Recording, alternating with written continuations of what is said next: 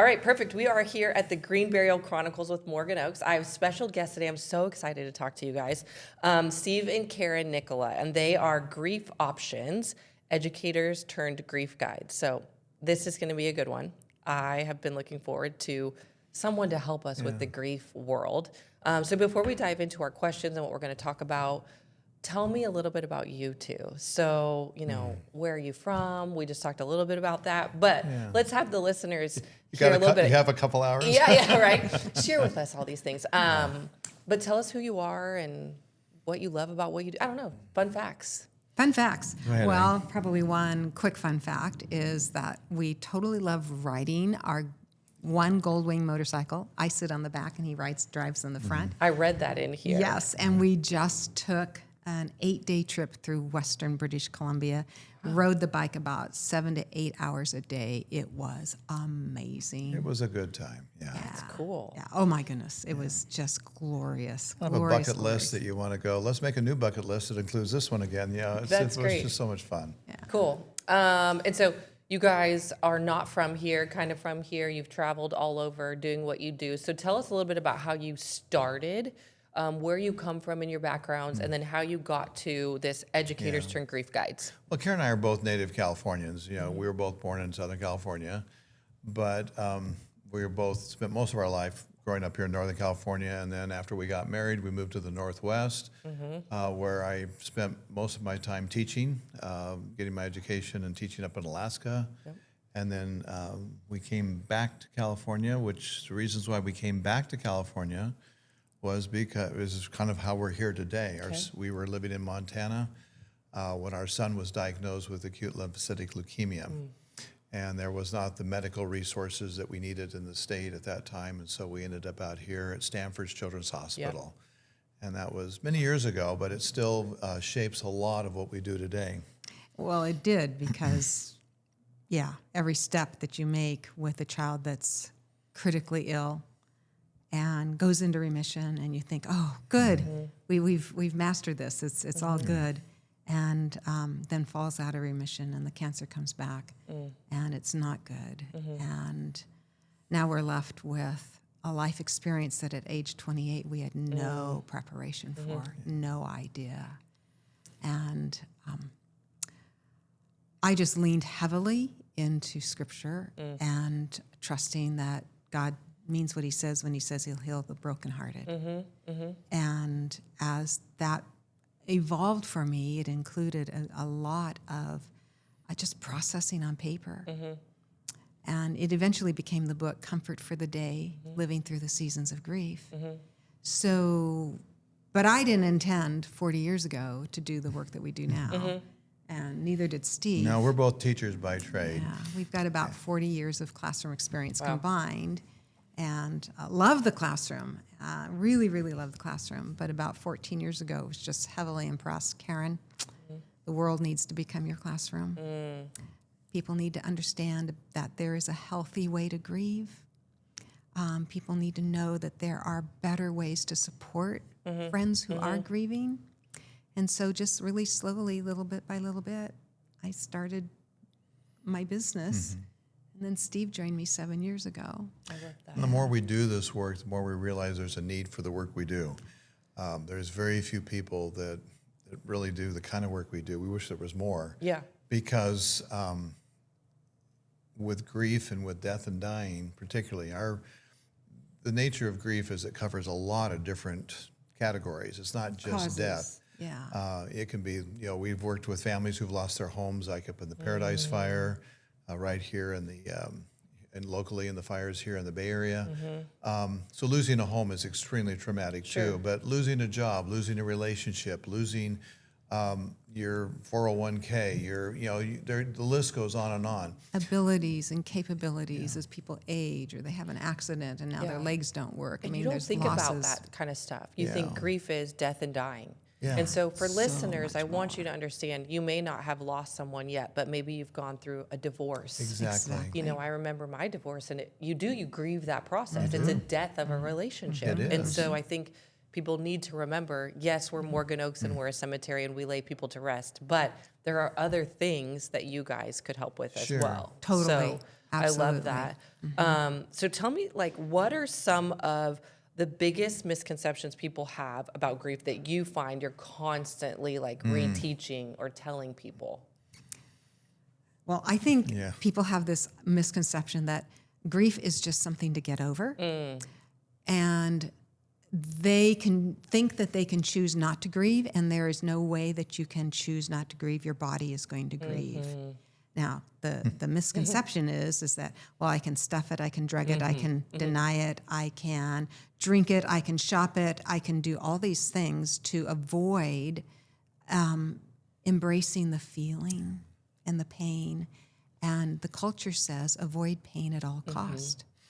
So since our hearts are broken and we hurt, and the culture only supports avoiding it or medicating it, then it's so sad because really the only cure for grief is to grieve and to grieve well. Yes. I've often said from a male, actually anybody who owns a vehicle, car, everybody has a maintenance program. You can never check the oil, the air in your tires. That's that person, and there's a person who checks their tires every time they get in the car, and they change the oil every 3,000 miles and are hyper vigilant about maintaining that car. We cannot choose to not grieve. Everybody will grieve. How they choose, how that pans out in the long run depends about what we put into that grief experience. So there's a saying that says, sorrow that has no vent in tears may make other organs weep. And so what we put off, what we stuff down, what we sweep under a rug, doesn't go away. It doesn't heal. It doesn't leave us a better person. And so we need to have that sorrow. We need to grieve that loss. We need to feel that pain. And pain and grief are not the enemy here. So once people get through that and go, oh, you're right. Pain really isn't the enemy. And grief is not the enemy. And so I'll step into that. I'll embrace that, and we get healing. The fear of the unknown is really the biggest thing, because grief, it's often said that grief is our response to a change that we didn't want. And so I was just talking with a client this morning before we came here for this podcast, and this individual said, I just choose to stuff it. I just choose not to think about it, and I said, wow, how's that working for you? He goes, I'm still a very angry man, and so we're realizing that, we have some issues that we need to work through. There's some things that need to be addressed, some apologies that need to be extended, some forgiveness that needs to be received, that are hard to do when a person's not there. Yeah. This is a gentleman who's lost 2 wives, and that's a lot to deal with. And so when that happens, we need to be able to know how to step into that space and say, it's okay to feel the pain. If we break a leg, if it would seem silly to wait a few months before we went to the emergency room, right? Right. We can start healing right away. Yeah. And that's an important thing about grief, is that there's no set time to suddenly start interacting, and dealing with the pain and dealing with the feelings. Those are all acceptable. Those are normal to have after a loved one has died. How we do that is where the work that we do. It's so interesting. I want to apologize to the listeners because I feel like Steve and Karen are here for me specifically. So you guys can listen to it, but it's definitely, I've been through this. I've been through death with my dad unexpectedly 4 years ago. And then I was hit with a divorce right after, unexpectedly. And so for me, for the listeners, I want you to know, as someone who's been through both, I can tell you I'm a stuffer. And I was someone who would just work my grief out. So I would just show up day in and day out, and I would work day in and day out, and then I'd work at the gym. So I was constantly just avoiding it. Yeah. And someone said, what's best is you have to get uncomfortable and you have to release all of that. Right. And most of the world doesn't want to get uncomfortable. Yeah.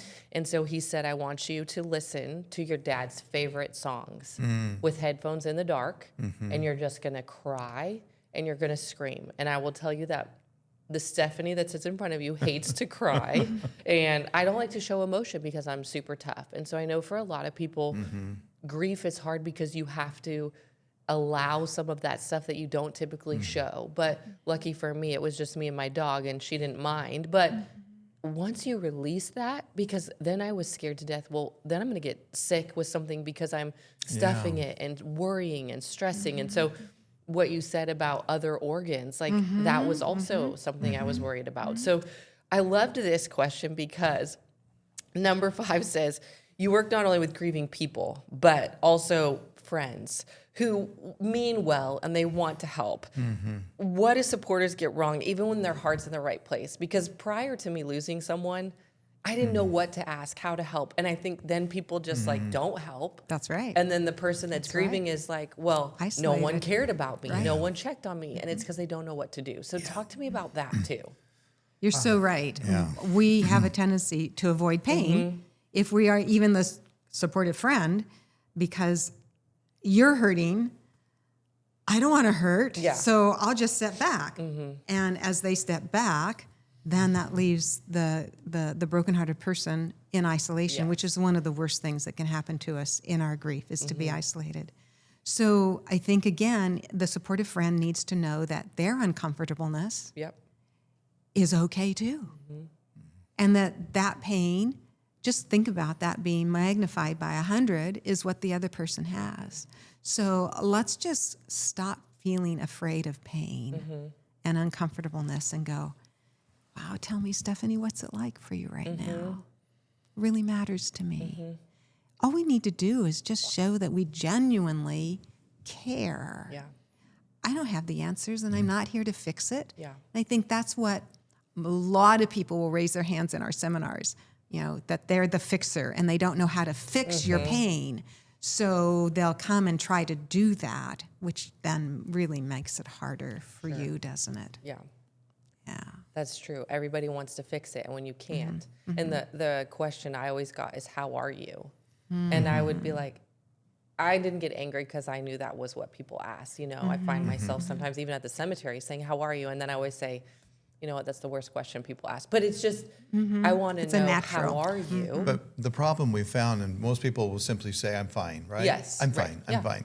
Why did they do that? Because what we have found, and we found it ourselves personally, is that many people would say it just as a throwaway term. Like, let's do lunch. Hey, let's get together sometime, let's do lunch. And it's never gonna happen, right? So when someone says, how are you? You can sense, you have a little bit of a radar that says, these people really don't want my answer. They're just filling dead airspace with sound is really what they're doing.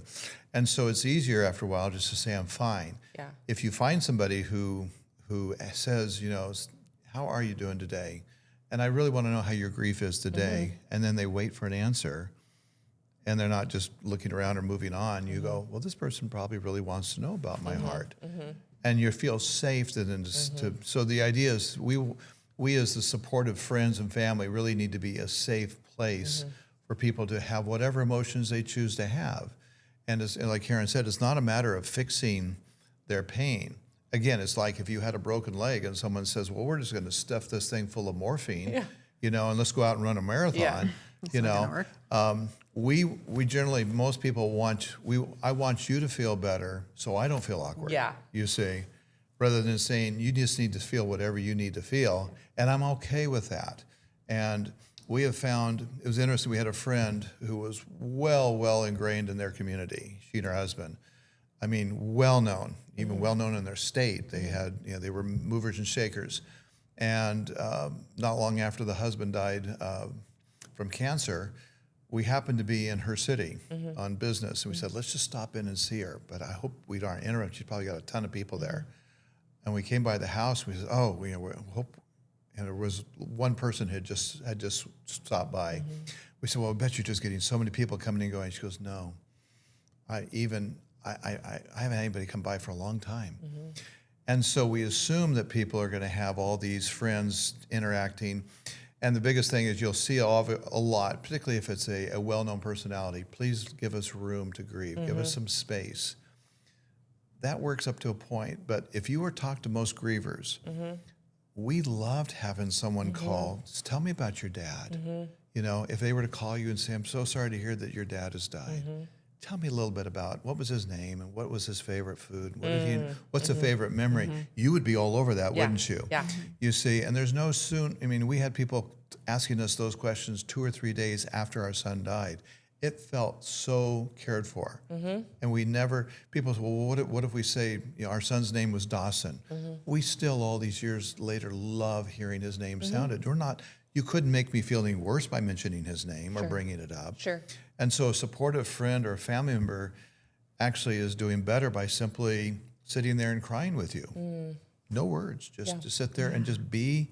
The firemen and policemen have figured that out a long time ago. It's just the power Of presence. of presence. Yeah. Yeah, I think what I told my friends after, you know, I got through some of it, some of them were really good, was I just wanted someone to say, hey, thinking about you. There Hey, you go. I just wanted someone to say they were checking on Acknowledge. me. And, you know, some of my girlfriends would call and be like, hey, did you see the latest episode of whatever?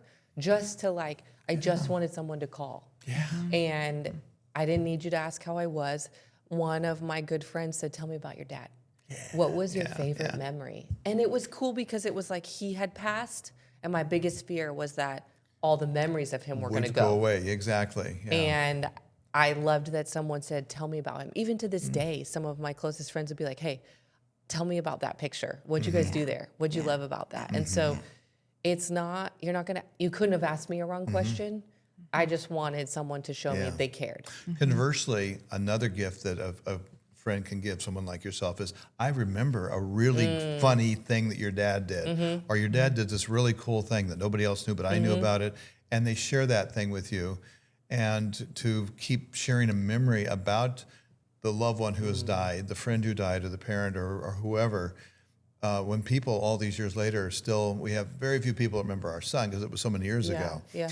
But for example, we were down in Texas doing a seminar down there, and we were at a university, and one of the teachers in the School of Nursing used to be one of my 6th graders up in Alaska, who remembers when our son was born. Yeah. And remembers him toddling around the school that I taught at, because she was, and now she's in her 50s, and I'm dating myself, but anyway, it was so fun to see her. She says, I remember him. I remember Dawson.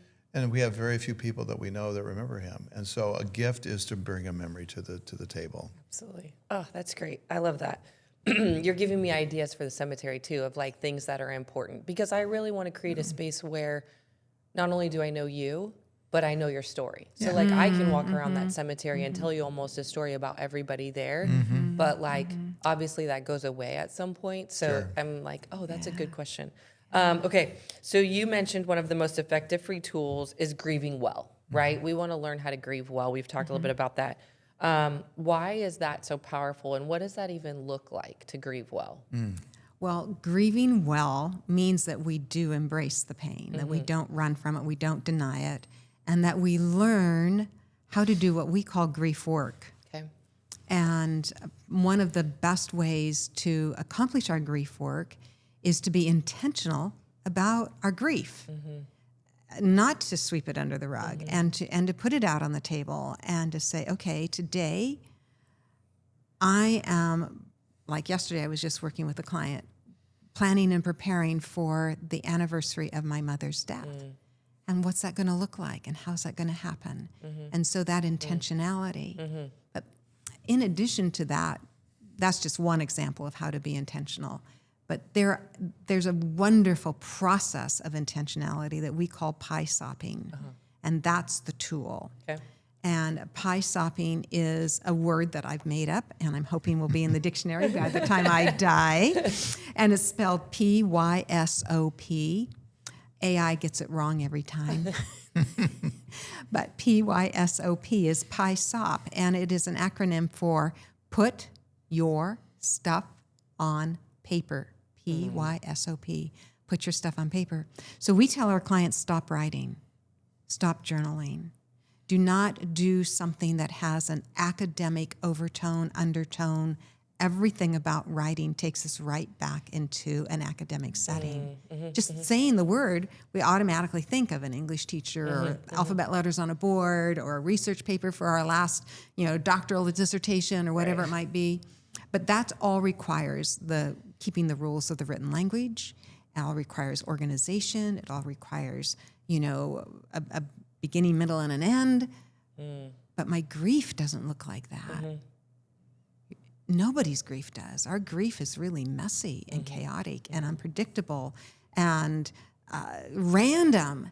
And so how can I take this emotional experience of chaos and randomness and try to force it through an organizational experience? It can't. And so our clients just would look at us like, well, I'm not writing. Yeah. I'm not journaling. And I'm going, yeah, please do.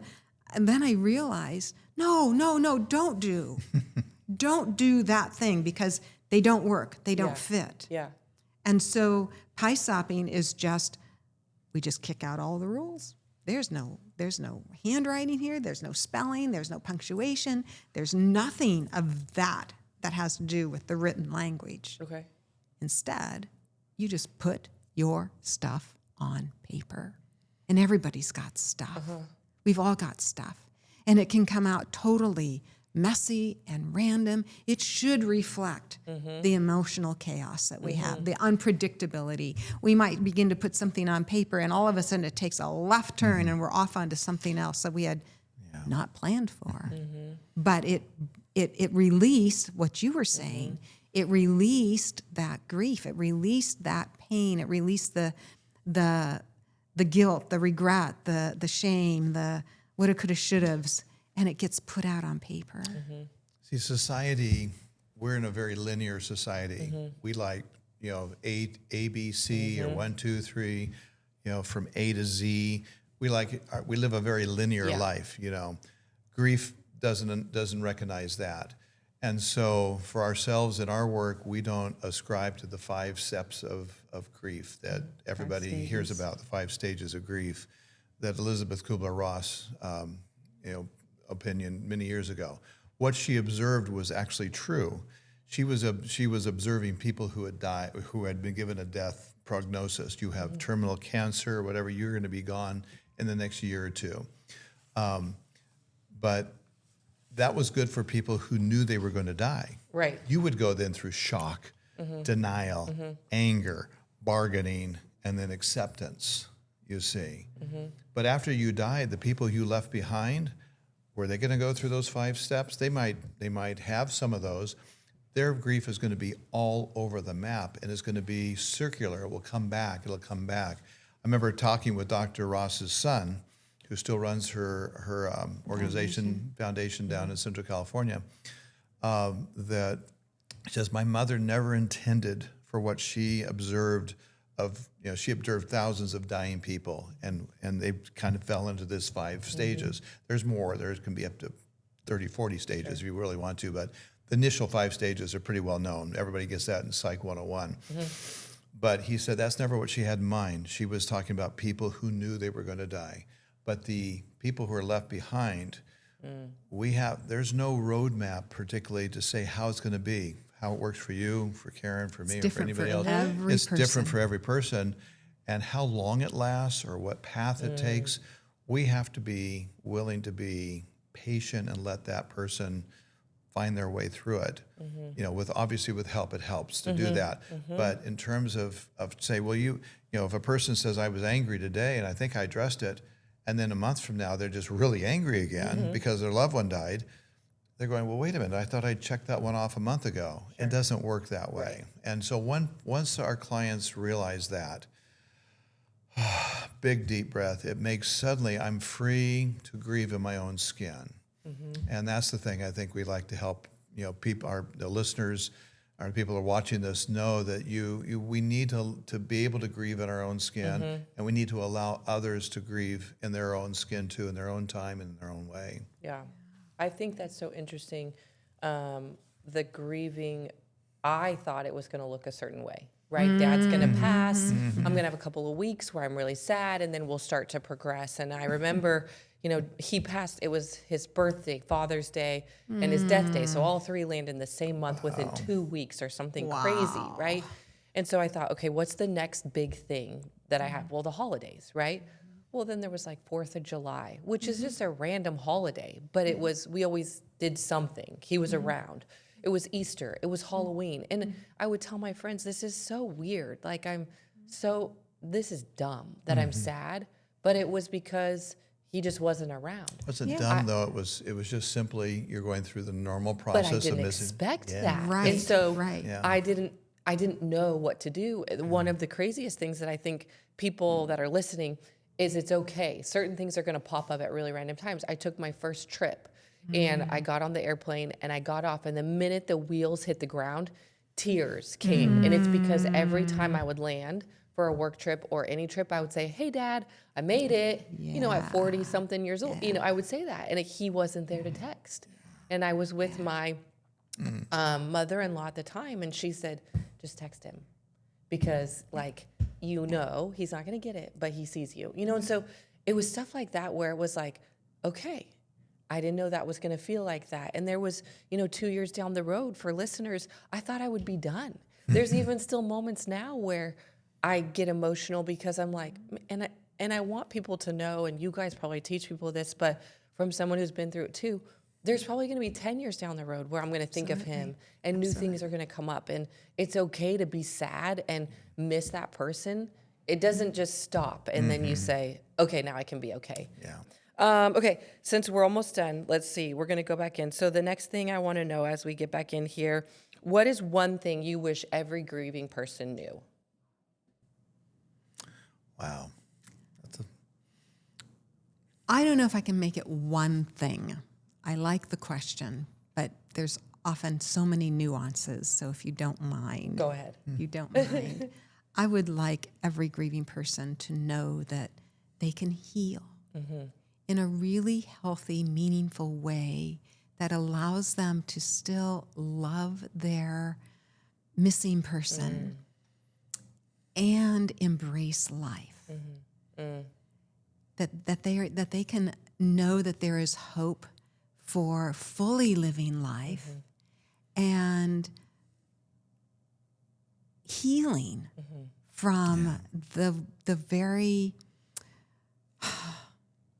thing that life was never meant to give us, which was death and separation. But there is healing for that. So I think that's what I would like grieving people to know, is that it's not either or, it's and. We really truly honor our loved ones the most by intentionally doing our grief work and healing and becoming a whole person again. True. You know, there are people who say, well, I'm never going to get over this. I'm never going to get over this. And I smile inside and I say, well, if you want to keep that attitude, that will probably be the result. But if you'd like to work with a grief coach that knows how to walk alongside you in a healthy way to guide you, it's not, and the goal is not to get over. Sure. The goal is to still love, still remember, still honor, and embrace the new. And it doesn't happen overnight. No, it doesn't. No, but it's But there. embracing the new does not deny the love. See, so many people hang on to the. I've had men tell me over and over. I see it on the internet with a group that I'm on Facebook, and these grieving fathers are saying, I don't want to get over it because the pain tells me how much I miss my son or daughter, right? Yeah. That died. And I get that at one level, but is that really honoring their memory? Is that really honoring your life? And many of these, many people, we have other people who are still yet alive. Yeah. And they deserve our best. That's, yes. You see, and when we curl up in a ball and just go away all the time because of our grief for the person who's died, we find that a lot of the kids, the living kids, are going, well, what am I, chopped liver? Yep. And the parent is, I get that at some level, you see, but to just constantly hang on to the pain while you still have living people who are still deserving of your love and need your love, and you have enough love to go around. So you can heal, as Karen said, and still love your missing loved one, you see. They're not in opposition to each other. And if that was, I'm right along with Karen. If I could leave you with anything, it would be that you can heal and still miss and love your missing loved one, your loved one who's died. Those are not counterproductive. it lets us live life to the fullest then. And we don't know exactly what, people say, we should never be telling children, well, your mommy wouldn't want you to cry, or your dad wouldn't want you to be this. We don't know what they'd want. Right. But we do know that there's nothing wrong with living our best life in spite of the death of our loved one, and that we honor them best by living well. Wow. As the kids would say, that's a mic drop. Yeah. I think living your best life, and that's something I had to do, was look at it as my dad would want me to excel, not to Yes. sit and be sad. And Absolutely. someone once said to me, they said, you're not going to get over it, and it's not going to go away. It's just going to be different. Every year something is going to be different, right? And so, everything is different, but I'm not over it. Yeah.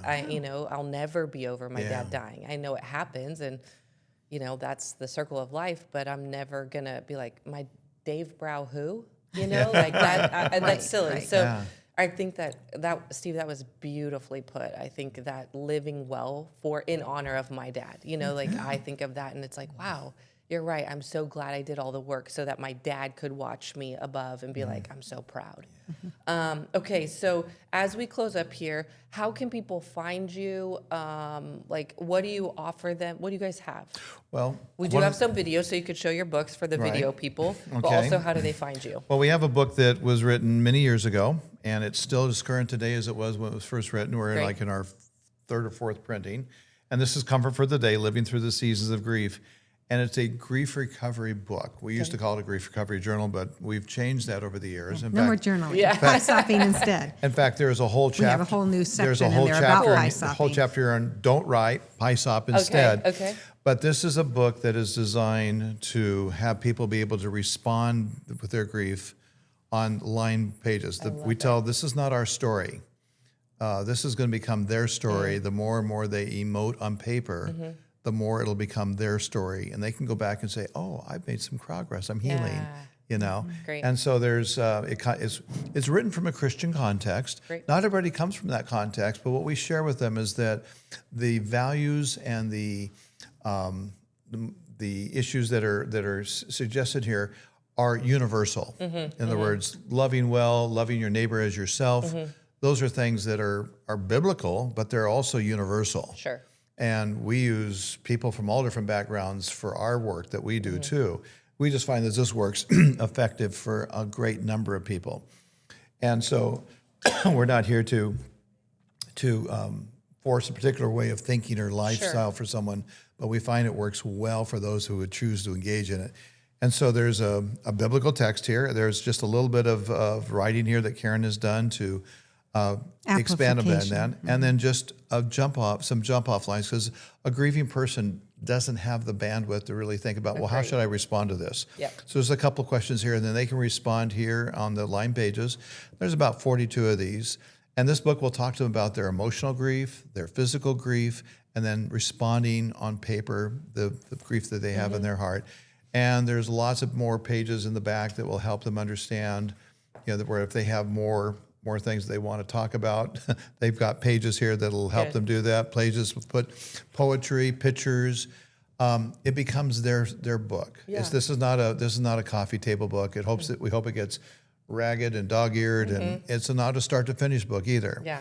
It's just one that, because what works today may not, you may see a topic that works for you for another time. Okay. So we have it in English, and then recently we just had it translated into Spanish. So Consuelo para el Dia is for our Spanish-speaking friends that we found there was not a lot written for the Spanish-speaking community. Yeah.